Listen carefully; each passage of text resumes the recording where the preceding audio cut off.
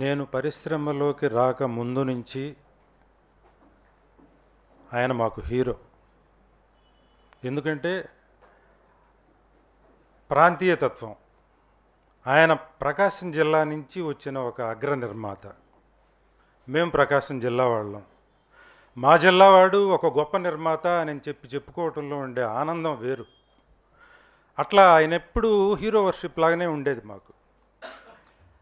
అలాగే మేము ఒంగోలులో ఒక థియేటర్ కడితే 1976లో ఆ థియేటర్ ఓపెనింగ్ కోసం అని చెప్పని హీరోలని వాళ్ళని వీళ్ళని పిలుద్దాం అనుకుంటే కూడదు అని చెప్పని మా ఫాదర్ వాళ్ళు మేము అందరం కలిసి మన జిల్లావాడు రామానాయుడు మంచి పొజిషన్లో ఉన్నాడు, ఆయన చేతుల మీదుగా మన థియేటర్ స్టార్ట్ అయితే శుభసూచకంగా ఉంటుంది అని చెప్పని ఆయన దగ్గరికి వెళ్ళి ఆయన్నే రిక్వెస్ట్ చేద్దామని చెప్పి మద్రాసు వెళ్ళి మాకు మేము పరిచయం చేసుకొని ఇలా ఒంగోలులో ఒక థియేటర్ కట్టామండి, ఆ థియేటర్ మీ చేతుల మీదుగా మీరు ఓపెన్ చేసి పెట్టాలి, మీరు ఓపెన్ చేస్తే బాగుంటుందని మా ఫీలింగ్ అండి అని చెప్పంటే కరెక్ట్గా 1 మంత్ ఈ 1 మంత్లో ఇబ్బంది లేదు అని చెప్పంటే ఆ 1 మంత్ ఆయనకు బాగా టైట్ షెడ్యూల్ ఉంది. ఆయన నేనెందుకు ప్రొడ్యూసర్ని మీకు మంచి గ్లామరస్ ఉన్న హీరోయిన్ని పంపిస్తాను కదా అని చెప్పి అన్నాడు. అట్లా కాదండి, మీరు వస్తేనే బాగుంటుంది, కేవలం మీకోసమే వచ్చామండి అని చెప్పంటే కాదయ్యా కుదరట్లేదు, నాకు కొంచెం టైట్ షెడ్యూల్, ఏదో ఫారిన్ వెళ్ళాల్సిన ఫీలింగ్, ఫారిన్ వెళ్ళాల్సిన ప్రోగ్రామ్ ఏదో ఉన్నట్టుంది అప్పుడు ఆయనకి, నీకెందుకు, నీకు బ్రహ్మాండమైన గ్లామరస్ హీరో నేను పంపిస్తాను కదా అని చెప్పని ఆయన దగ్గరుండి శోభన్ బాబు గారిని, మంజుల గారిని, మురళీమోహన్ గారిని, మధుసూదన్ రావు గారిని, ఇంతమందిని మా థియేటర్ ఓపెనింగ్కి, అంటే కేవలం మాకు ఏ పరిచయం లేదు, కేవలం మన జిల్లా అండి అని ఆత్మీయంగా వెళ్ళి అడిగినందుకు ఇంతమందిని మా థియేటర్ ఓపెనింగ్కి పంపారు ఆయన 1976లో.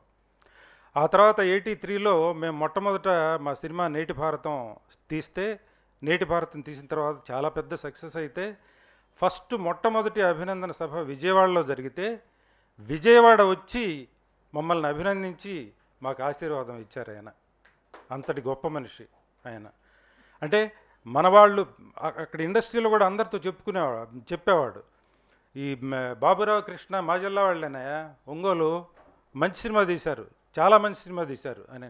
ఆ తర్వాత కూడా ఏదన్నా సభల్లోనో సమావేశాల్లోనో కనపడితే బాబురావు నీ సినిమా బాగా ఆడుతుందిగా, మంచి సినిమా తీసావు నువ్వు అని చెప్పని చాలా ఆప్యాయంగా పలకరించేవాడు. ఆయన ఎంతటి అగ్ర నిర్మాతో డౌన్ టు ఎర్త్ ఒంగోలును గురించి ప్రముఖంగా మాట్లాడుతుండేవాడండి. ఒంగోలు మన ఏబిఎం కాలేజీ అట్లాగే ఉందా, ఏమన్నా ఎక్స్టెన్షన్ ఇంకేదన్నా డెవలప్ చేశారా, అలాగే ఉందా అని చెప్పని. అలాగే మిరియాలపాలెం అనే ఒక సెంటర్ ఉందండి ఒంగోలులో. ఆ మిరియాలపాలెం సెంటర్లో ఒంగోలులో ఒక మూమెంట్ వచ్చిన సందర్భంలో తను ఒక స్టూడెంట్గా ఉన్న టైంలో ఒక కమ్యూనిస్ట్ ఫ్లాగ్ తీసుకెళ్ళి ఆ మిరియాలపాలెంలో ఒక జెండా పాతాడంటండి ఆయన. అది చాలా గర్వంగా చెప్పుకునేవాడు. నేను అప్పుడు అంతా యువకుండా ఆ ఉత్సాహం వేరు అసలు. ఆ మూమెంట్ వచ్చినప్పుడు నేను ఆగలేకపోయా. అందరూ జెండాలు తీసుకొని పొలమని ప్రొసెషన్ తీస్తామంటే నేను ఆ జెండా తీసుకెళ్ళి పలానా బంకు దగ్గరికి పెట్టాను, ఆ బంకు ఉందంట ఇప్పుడు అనేవాడు. ఆ బంకు ఏంటో ఏమో నాకు తెలియదండి మరి అని. అట్లా ఒంగోలును గురించినటువంటి జ్ఞాపకాలు ఎప్పుడు కలిసినా కూడా ప్రస్తుతిస్తూ ఉండేవారు. అలాగే ఆయన ల్యాబ్ పెట్టిన తర్వాత అండి, ల్యాబ్ పెట్టిన దగ్గర నుంచి ప్రతి సినిమా ఆయన ల్యాబ్లోనే చేసేవాడిని. అలాగే నేను మొట్టమొదటి షూటింగ్ ప్రారంభించే ముందు ఆయన ఇంటికి వెళ్ళి ఆయన కాళ్ళకి నమస్కారం పెట్టి ఆయన బ్లెస్సింగ్స్ తీసుకునేవాడిని. నాకు అలాంటి సెంటిమెంట్స్ ఉండేవి కాదండి. కనీసం దేవుడికి కొబ్బరికాయ కొట్టేవాడిని కాదు ఏది పూజల సందర్భంగా. బట్ ఆయన ఎందుకో ఓ పెద్దరికం, మా కుటుంబ పెద్ద, మా నాన్న తర్వాత మా నాన్న అంత రోడ్డు లాగా ఫీల్ అయ్యేవాళ్ళం. ఎందుకంటే ఆయన అంతటి మహానుభావుడు, మహామనిషి, ఒక పరిపూర్ణమైనటువంటి మనిషి అండి.